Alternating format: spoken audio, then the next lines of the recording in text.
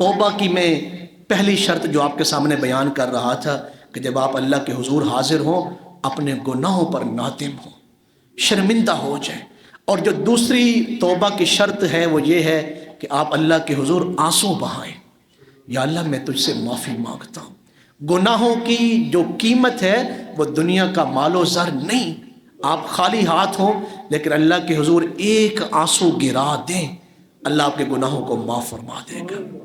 اور اس میں یہ تیسری جو شرط ہے توبہ کی، وہ خالصتاً اللہ کی رضا کو حاصل کرنے کے لیے اس گناہ سے ہمیشہ کے لیے مکمل چھٹکارے کا ارادہ کرنا۔ میں دوبارہ اس گناہ کی طرف کبھی نہیں لوٹوں گا، کبھی نہیں پلٹوں گا، یا اللہ تو میرے ان گناہوں کو معاف فرما دے۔ جس نے ان تین شرطوں کے ساتھ اللہ کے حضور معافی مانگ لی، اللہ اس کے گناہوں کو معاف فرما دے گا۔ ایک شیخ سعدی رحمۃ اللہ علیہ نے ایک فرضی حکایت لکھی ہے، فرماتے ہیں کہ وہ کسی آدمی کا باغ تھا تو موسم بہار آ گیا۔ جب موسم بہار آیا تو ایک چڑیا اس میں کبھی اس جو ہے وہ شاخ کے اوپر بیٹھ رہی ہے، کبھی اس شاخ پہ بیٹھ رہی ہے، وہ بڑی خوش ہے۔ تو اس باغبان نے پوچھا چڑیا سے کہ تو اتنی خوش کیوں ہے؟ اس نے کہا موسم بہار ہے، میں اس کے مزے لے رہی ہوں۔ تو اس نے کہا کہ موسم بہار تو پھر بھی آئے گا، پھر بھی آئے گا، کون سا یہ موسم بہار آخری ہے؟ تو اس چڑیا نے کہا کون سی میری زندگی کی خبر ہے، یا میری زندگی کا کون سا پتہ ہے کہ اگلی بہار تک میں زندہ نہ رہوں؟ ابھی میرے پاس موقع ہے تو میں اس بہار سے مزے لوٹ رہی ہوں۔ یہ جو پرسوں رات آ رہی ہے شب برات کی، کتنے لوگ اس مسجد میں ایسے بیٹھے ہوئے ہیں جن کو پچھلی شب برات تو حاصل تھی لیکن یہ شب برات حاصل نہیں۔ اور اس رات کی فضیلتوں میں ایک فضیلت یہ بھی ہے کہ فوت ہونے والوں کے نام اللہ فرشتوں کو دے دیتے ہیں۔ بظاہر حدیث مبارکہ میں ہے کہ انسان جو ہے وہ خریداری کر رہا ہوتا ہے مگر اسے پتہ نہیں ہوتا کہ میرا نام مردوں کی فہرست میں لکھا جا چکا ہے۔ آج موقع ہے، کل پرسوں آنے والی جو رات ہے، پرسوں شب برات، اللہ کو راضی کر لیں، اللہ سے معافی مانگ لیں، وگرنہ شب برات تو آتی رہے گی، یہ لمحے اور یہ گھڑیاں تو آتی رہیں گی، کیا خبر کہ اگلی شب برات تک ہمیں موقع ہی نہ ملے۔ اج ساوی نے کھلے راوی نے ایٹو انوکھڑے ٹکڑے نہیں، ٹر پئیے تے پینڈے مک جاندے، گھر بیٹھے تے پینڈے مکڑے نہیں۔ اس رات کو یہ بخشش کی رات ہے، یہ اللہ سے تجدید عہد کی رات ہے۔ یہ جو پورا سال ہمارا رشتہ اللہ سے ٹوٹا ہوا ہے اور ہم گناہوں میں الجھے ہوئے ہیں، اللہ کی طرف متوجہ نہیں ہوئے، اس کی رحمت کے طالب نہیں بنے، یہ وہ رات ہے کہ آپ اللہ کی رحمت کی طرف متوجہ ہو جائیں اور اللہ سے اپنے گناہوں کی معافی مانگ لیں۔ شب برات میں اس امید کے ساتھ مسجدوں میں آئیں کہ ہم جب مسجد سے باہر نکلیں گے تو ایسے باہر نکلیں گے جیسے بچہ ماں کے پیٹ سے باہر آتا ہے، اس کے ذمن میں کوئی گناہ نہیں ہوتا، ہم اللہ کو راضی کر کے آئیں گے، اللہ سے معافی مانگ لیں۔ شیخ سعدی کا میں ذکر کر رہا تھا، مجھے اچانک ان کی ایک بات یاد آ گئی۔ درس نظامی جو ہمارا مدارس کا کورس ہوتا ہے، اس کے پہلے سالوں میں ان کی کتاب پڑھائی جاتی ہے گلستان سعدی۔ اس کے اندر انہوں نے ایک بڑا خوبصورت واقعہ لکھا ہے کہ ایک شرابی جو نبیذ کی شراب پی کے، عرب میں نبیذ کہتے ہیں کھجور کی شراب، یہ اس وقت عرب میں سب سے زیادہ نشے والی شراب ہوتی تھی، کھجور کی شراب۔ اس نے کھجور کی شراب پی ہے اور خوب مستی میں ہے، اور دوران مستی ہی وہ مسجد میں داخل ہو گیا، دوڑ لگائی اس نے اور مسجد میں آ گیا، اور مسجد میں آتے ہی اس نے گھٹنے زمین پر جو ہے وہ لگا دیے اور اللہ کے حضور گڑ گڑا کے کہنے لگا، یا اللہ تو مجھے فردوس اعلیٰ نصیب فرما۔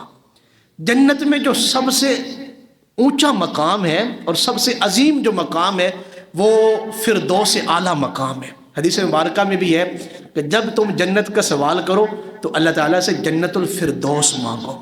وہ فردوس اعلیٰ مانگ رہا ہے، اس کی حالت کیا ہے کہ وہ نشے میں ہے۔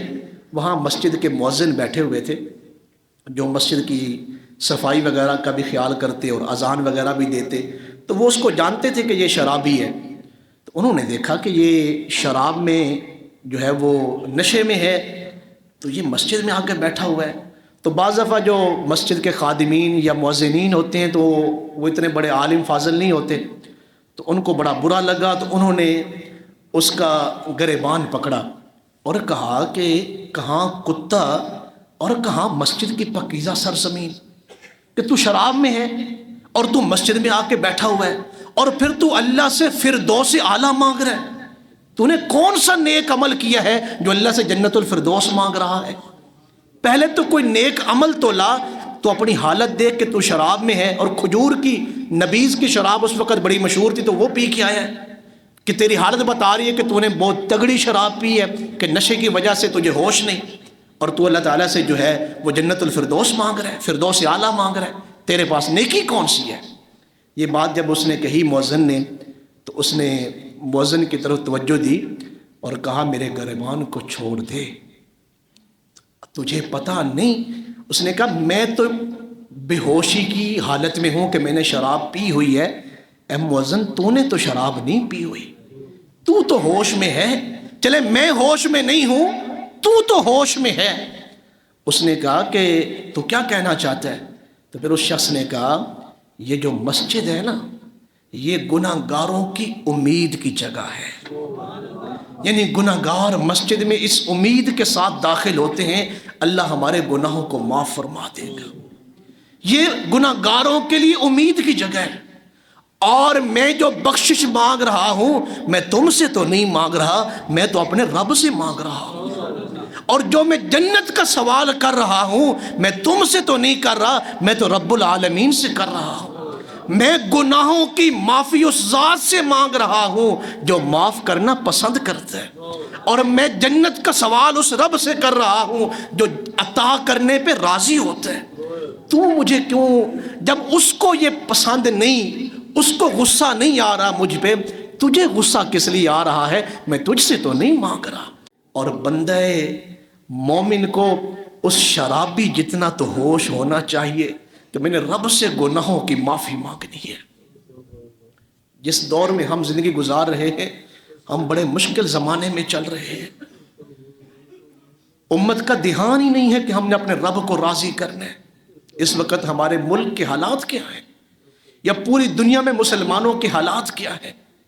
اس لیے اس رات کو ضائع نہ کریں، اس رات کو اللہ تعالیٰ سے معافی مانگیں، امت اجتماعی امت جو ہے وہ آ کے معافی مانگے، اللہ کے حضور اپنے آنسوں بہائے۔ اللہ تعالیٰ انسان کی حدیث مبارکہ میں ہے 3 جو آنکھیں ہیں اللہ نے ان پہ دوزخ کو حرام کر دیا ہے۔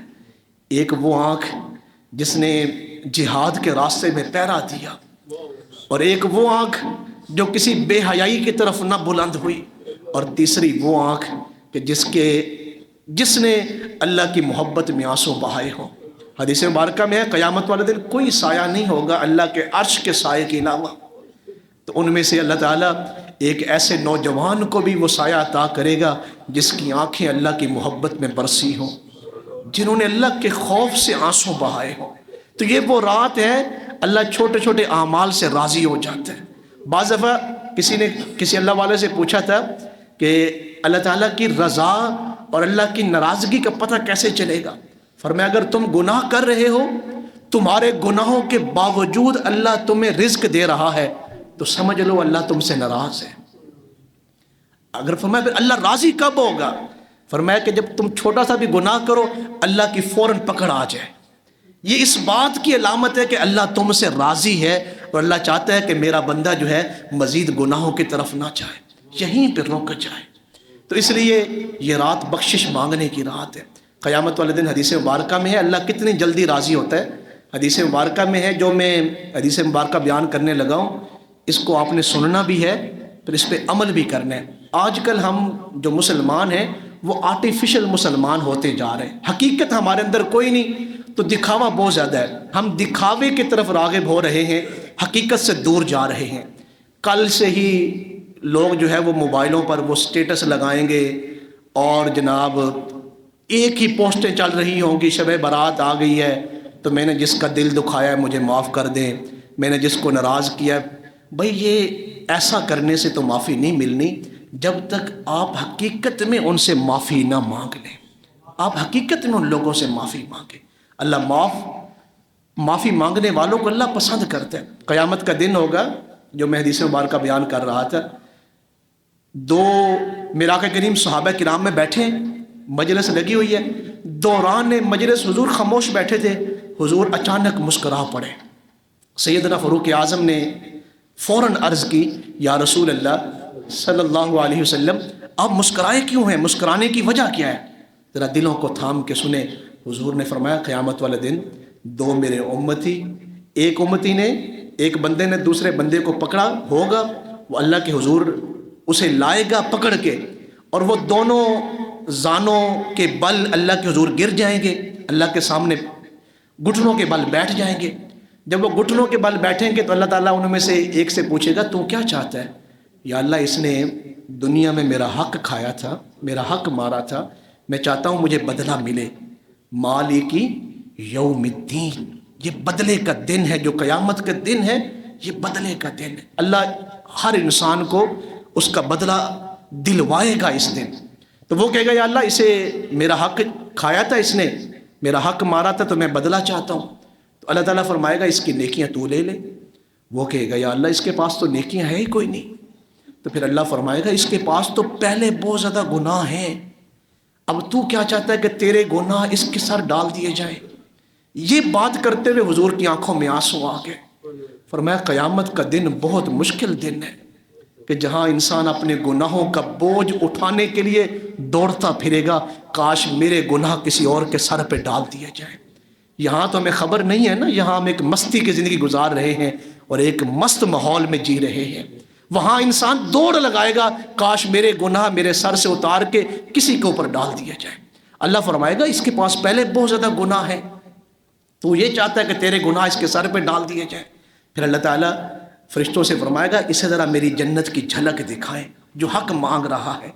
جب وہ جنت دیکھے گا تو وہ بھول جائے گا، پوچھے گا یا اللہ یہ کس کے محل ہیں اس جنت میں؟ یہ جو خوبصورت محل مجھے دکھایا گیا ہے یہ کس کا ہے؟ اللہ تعالیٰ فرمائے گا جو اس کی قیمت ادا کرے اس کا ہے۔ تو پھر وہ پوچھے گا اس کی قیمت کیا ہے؟ اللہ فرمائے گا تو اس بھائی کو معاف کر دے، یہی اس کی قیمت ہے۔ جب اللہ فرمائے گا نا اس کی قیمت یہ ہے کہ تو اس کو معاف فرما دے، وہ فوراً کہے گا یا اللہ میں اس کو معاف کرتا ہوں۔ جنت ایک ایسی عظیم نعمت ہے کہ وہ بھول جائے گا کہ میں اس کو یہاں کیوں پکڑ کے لایا تھا۔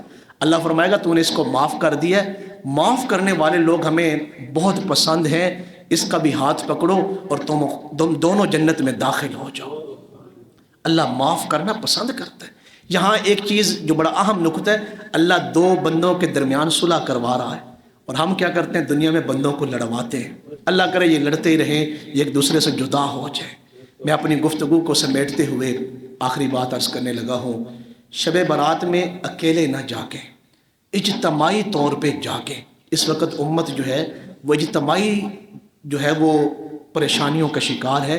ترغیب دیں لوگوں کو، اپنے محلے میں مسجدوں میں محافل کا اہتمام کریں، اس پہ خرچ کریں۔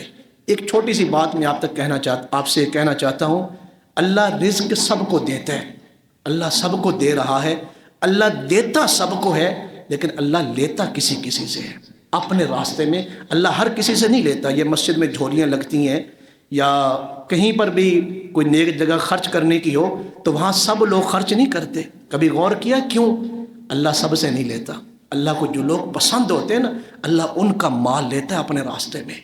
تو اس لیے دنیا میں میرے تک اور آپ تک دین پہنچے، جو ہمارے بعد آنے والی نسلیں ہوں گی نا، دین ان لوگوں تک بھی پہنچ جائے گا، اسلام کا پیغام ان تک بھی پہنچے گا۔ یہ اللہ تعالیٰ کا وعدہ ہے اپنے حبیب سے کہ آپ کے دین کو پہنچا کے رہیں گے، لیکن وہ خوش نصیب ہیں جو اس دین کو پھیلانے میں اپنا حصہ ڈالیں گے۔ اس لیے اس رات کی جہاں جہاں بھی محافل ہوں اس میں مالی طور پہ حصہ لیں، خود بھی اس میں شریک ہوں، اپنے گھر والوں کو جگائیں اور اس رات اللہ کے حضور معافی مانگیں۔ اللہ تعالیٰ میری اور آپ کی پوری امت کی اللہ بخشش فرمائے اور ہمیں اس گفتگو پر عمل کرنے کی توفیق نصیب فرمائے۔ وما علیہ الا البلاغ المبین۔